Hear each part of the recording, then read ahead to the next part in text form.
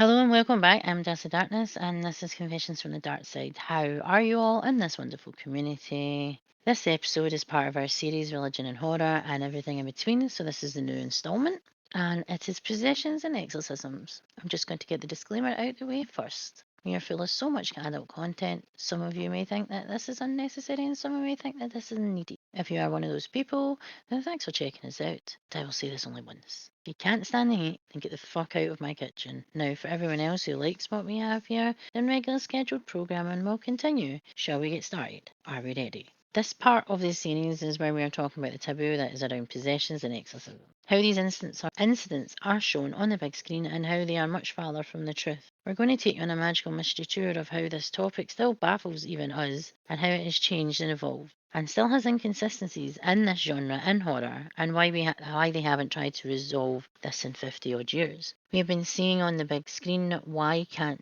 they do it justice adequately? Don't you think we've had enough versions of this? And yet we're still waiting for clarification, still wanting to see some sort of truth and reality that's being blamed on religion and faith. Are we ready? We've already touched on this, so we will keep it brief, but we cannot take a deep dive into religion and horror without touching on this subject, as it is a huge part of this subgenre in horror, wouldn't you agree? Possessions and exorcisms go hand in hand, especially in Catholicism. But is there something else it could be? Not good versus evil, God versus devil, etc.? Yes, it could be many different things, including the elephant in the room known as mental health and complex needs of the individual. Or is it a con artist, someone using their talents to manipulate and try to make you believe that they are in fact possessed, or a victim of mental health? All of which are serious, and no one should ever have to deal or be subjected to this. They don't want us to see behind the curtain and they want us to keep us in the dark, so no wonder there's so many different tellings of possessions and exorcisms. The light these movies bring are on the same regurgitated bullshit that we have been fed since The Exorcist. Everyone trying to be the next and better version of the classic we already have from the infamous director William Friedkin. No one has managed to capture this like he did, and even the sequels of his masterpiece. He said the biggest pile of shit he had ever seen and was glad he didn't sign up for it. Well, straight from the creator himself. His story was based around a book of actual events, and yet have we ever had anything in the same levels? We've had many foretellings of possession and exorcism for decades at one point. You couldn't swing a cat without being hit by this subgenre and the same story and the same plot and the same story and same outcomes. What are you thinking? That is just bogus and lazy to do this. What is your favourite possession portrayal? Well, as we said before, it's The Exorcist for. It still gets voted like the number one scariest film in most people's countdowns. It still gets the best exorcism and possession movie. The William Friedkin's mind when he was creating physical props will still be remembered because no one has even again scratched the surface of everything that he did, the things that he created, like the room being really cold, like it was like a walk-in freezer type thing.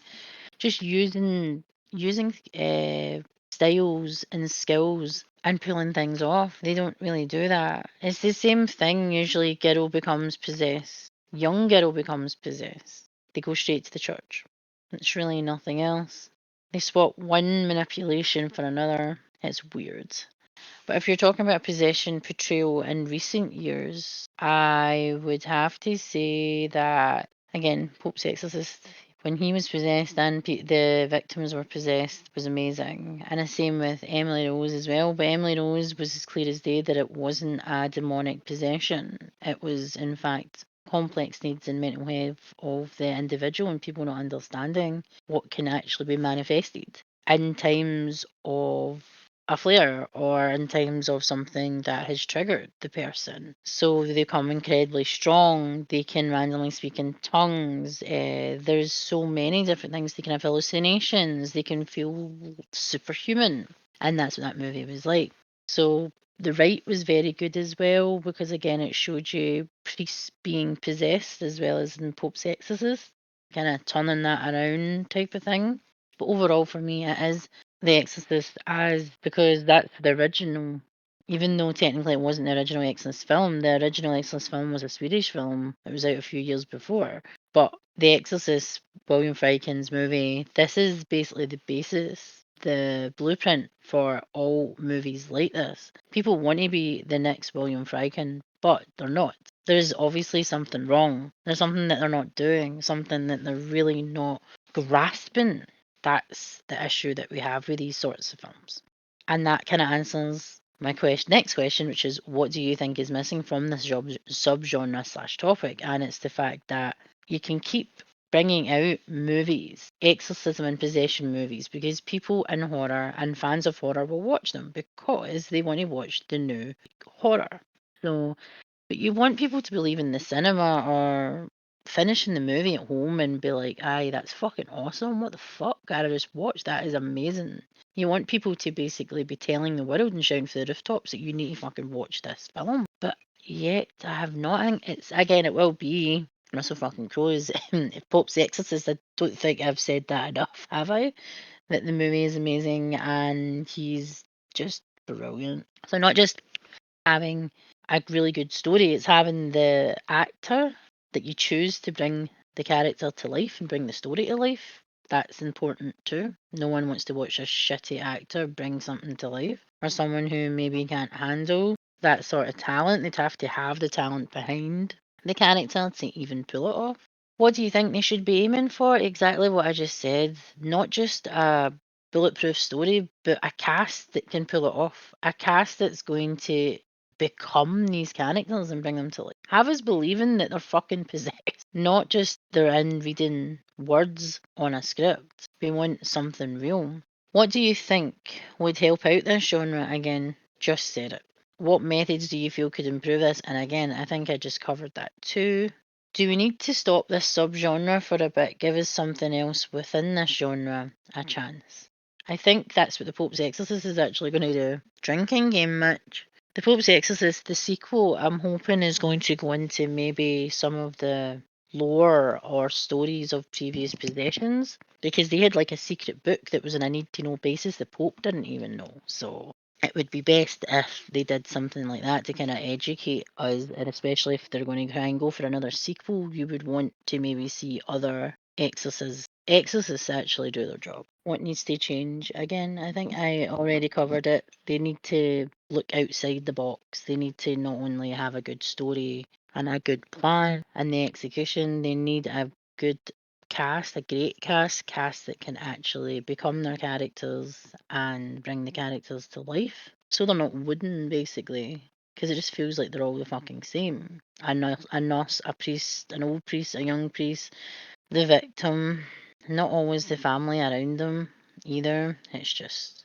based around the child or the individual that is actually possessed. Who will there be another William Friedkin? And who do you think would totally smash this? Again, I think I'm going to say Blumhouse for this. Everybody's like, "Oh, really? They did The Exorcist Believe," but they also had so many different producers, directors, and creators all on that project. There was too many cooks on that project. They need to just to either what they know or bring in someone who is got fresh eyes for one, because if they go to like any sort of university or college, there's going to be people out there writing stories, creating things that might not even see the light of day. But if you go in there and you actually look for a talent, you're going to find something. Out of all the writers and directors, producers, and everything like that are actually not even in the industry yet, they're coming up to the industry. That's who you should be looking at and giving a chance. They can build up their reputation and build up their experience, and and again, they could turn out better stuff than some of the people that are actually creating the now. And also, you can get your foot in the door the first thing you get them. So there's that. What things do they need to stop bringing up? I think the elephant in the room is Catholicism, God, devil, evil. Again, that's the elephant in the room that they always surround it by. That they always are looking for. It always ends up with the same objective and the same evaluation, that it was either the devil or a demon, rather than seeking any sort of advice from maybe someone who's had experience with this sort of behaviour and mental health as well, to actually rule that out. And that's again what Russell Crowe does in Pope's Exorcist, because he's got experience not only as being an exorcist but also in mental health. Educate us, possession / exorcism filmmakers. What do you have up your sleeve next? I personally feel that we need more history and lore, and even to properly talk about the first possession and how they have changed and why they are the victims chosen. And if so, did they seek medical advice or attention in the diagnosis before they went forward and completely traumatized and destroyed the victim's life?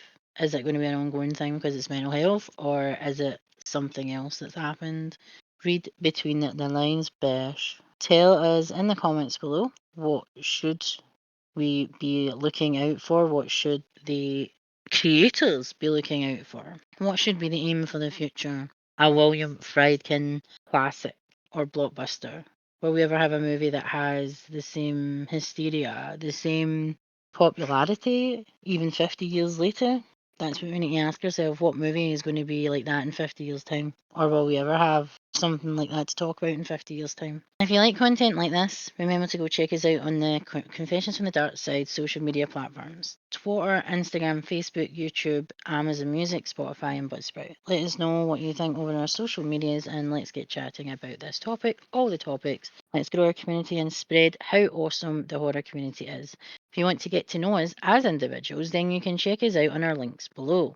I'm Darcy Darkness, as you know, and I have a YouTube, an Instagram, a Twitch, and a Kick. Lunar has Lunar X Rising on YouTube, Twitch, and Instagram. And if you want to reach out to us at any point, if you want to speak to us or chat about anything, or if you've got any ideas for any sort of podcast that you would really, really like us to touch upon or look into, you can email us at confessionsfromthedarkside@gmail.com, or you can email me, Darcy, which is behind the mash reviews, @gmail.com, and Lunar is lunarxrising@gmail.com. And that was Confessions from the Dark Side, Religion and Horror, Possessions and Exorcisms. And I will see you on the next part later.